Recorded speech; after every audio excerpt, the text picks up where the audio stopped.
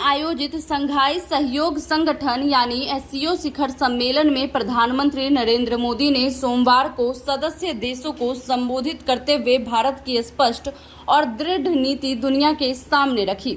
उन्होंने इस दौरान कहा कि भारत ने एससीओ के सदस्य के रूप में हमेशा सकारात्मक भूमिका निभाई है और हमारी नीति 3 स्तंभों पर आधारित है। इस दौरान उन्होंने एससीओ के लिए एक नया नाम भी दिया। एस मीन्स सिक्योरिटी, सी से कनेक्टिविटी और ओ अपॉर्चुनिटी। पीएम ने जोर देकर कहा कि सुरक्षा, शांति और स्थिरता किसी भी देश की विकास की नींव है, लेकिन आतंकवाद, अलगाववाद और उग्रवाद इस राह में सबसे बड़ी बाधा बनकर खड़े हैं। प्रधानमंत्री नरेंद्र मोदी ने अपने भाषण में आतंकवाद के मुद्दे को केंद्र में रखते हुए कहा कि यह केवल किसी एक देश की समस्या नहीं है, बल्कि पूरी मानवता के लिए साझा चुनौती है। उन्होंने साफ चेतावनी दी कि इस खतरे पर किसी भी तरह का दोहरा मापदंड बर्दाश्त नहीं किया जाएगा।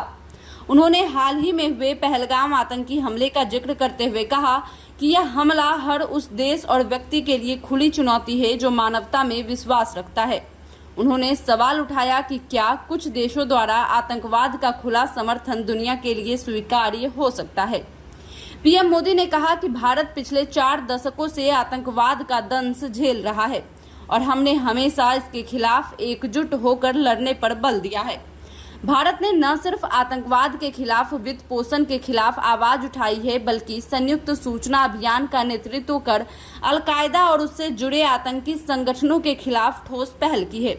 उन्होंने सदस्य देशों से अपील की कि आतंकवाद के खिलाफ लड़ाई में सभी को एक साथ खड़ा होना होगा, क्योंकि कोई भी देश या समाज इस खतरे से खुद को सुरक्षित नहीं मान सकता। अपने संबोधन के अंत में प्रधानमंत्री ने कहा कि एससीओ का मंच न केवल क्षेत्रीय सहयोग को मजबूत करने का अवसर देता है, बल्कि यह पूरी दुनिया को यह संदेश भी देता है कि शांति, सुरक्षा और विकास तभी संभव है जब हम आतंकवाद को पूरी तरह जड़ से खत्म करने के लिए सामूहिक प्रयास करें।